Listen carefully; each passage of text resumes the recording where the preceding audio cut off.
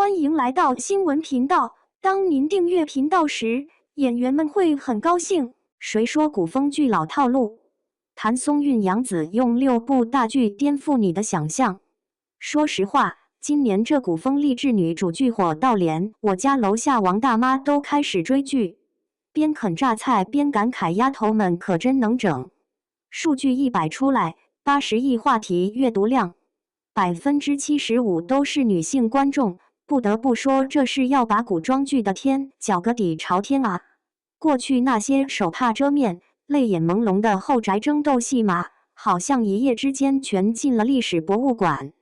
取而代之的是什么盲盒商战、田庄经济、珠宝改造，这帮女主不但斗得风生水起，连带手的商业头脑、专业技能都玩得飞起。到底是观众需求变了，还是编剧终于开窍了？我们今天就给他好好扒拉扒拉这波女性成长风，为啥能刮成古装剧顶级风口？背后到底哪盘大棋在下？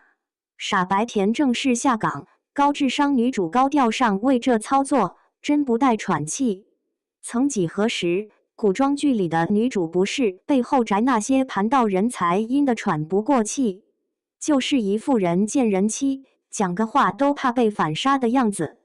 这剧一换如国色芳华九重紫，女主们不仅敢和渣男和离，还玩起什么非遗牡丹培育、田庄经济、高阶职场逆袭，这跨度大得堪比阿拉善的羊群。官方数据铁证如山，双强设定的剧集完播率比单方开挂高40%。啥意思？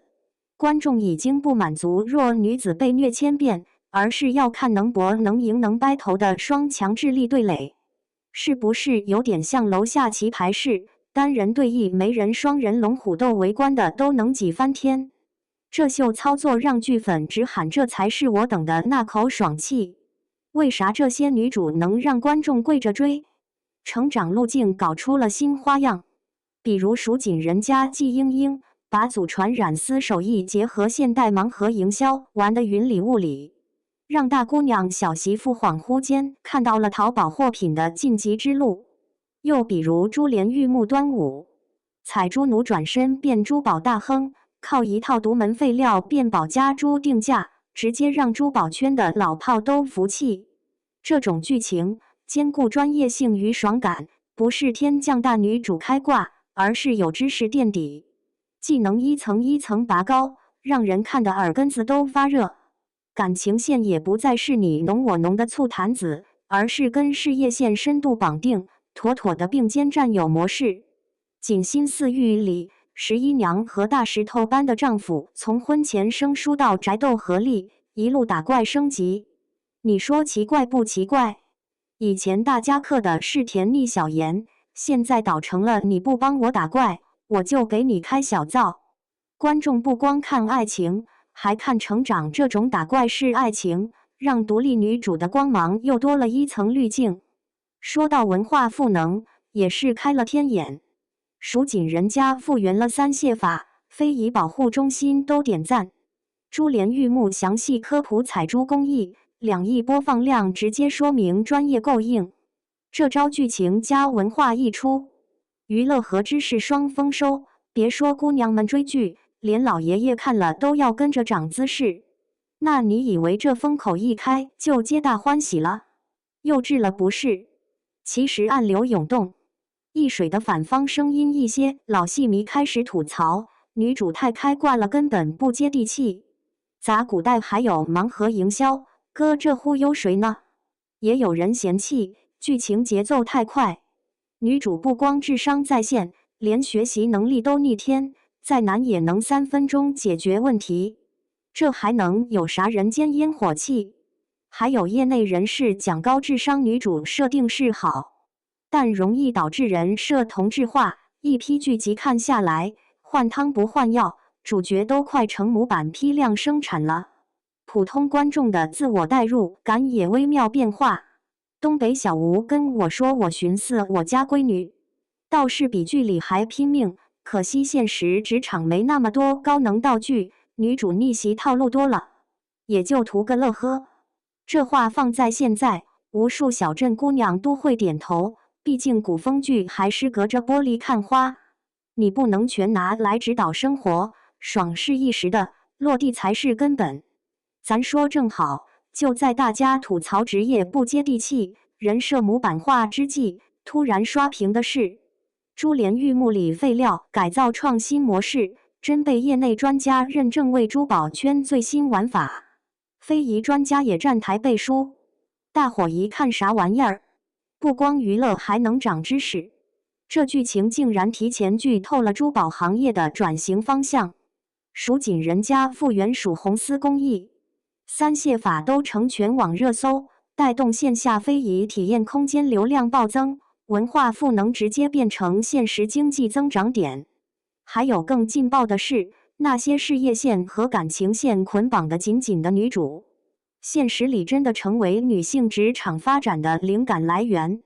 优酷和芒果的多元赛道布局，让不同类型女主都能找到生动的投射。据说有职场新女性看了剧直接研究珠宝定价，还真参与到了非遗项目体验。这反转来的响亮古装剧不再是纸上谈兵，而是现实造梦，给女性成长提供了全新可参考路径。业内人士一边研究剧集带来的文化流量经济，一边琢磨着下一个风口怎么抓住。事态表面平息，其实暗藏更大危机。剧集热度一轮一轮飙，但同质化问题没解决。你会发现，多数剧集还是跑不出大女主智商碾压全场加事业线吊打众人的套路。更重要的是，现实中的女性面临的职场障碍、复合型压力，并不是剧中那种分分钟搞定。有网友感慨，剧里全是成功范本，现实要想逆袭，半夜掉点眼泪还得第二天接着熬。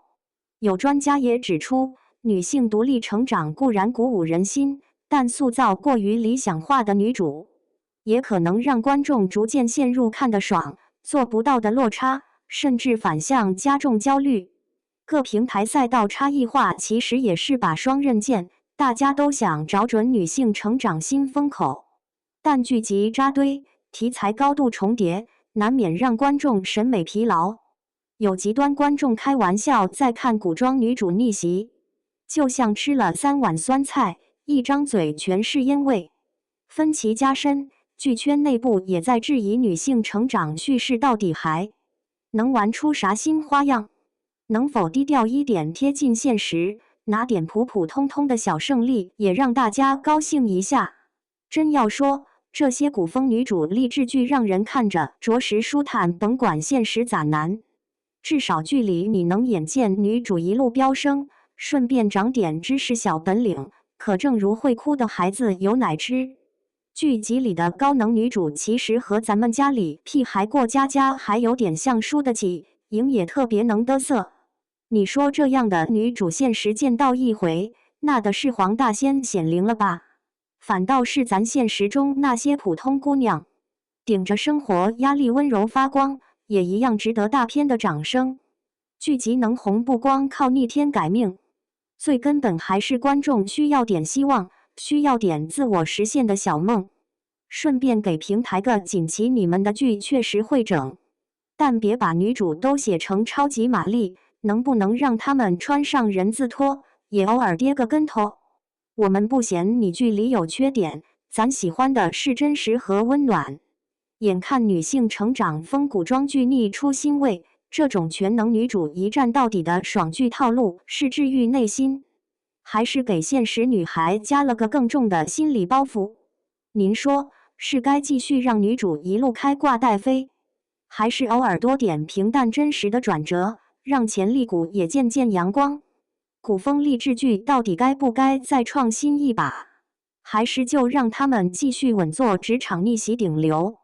这事儿到底是主演的胜利，还是观众内心的小期许呢？欢迎来评论区一通爆炒。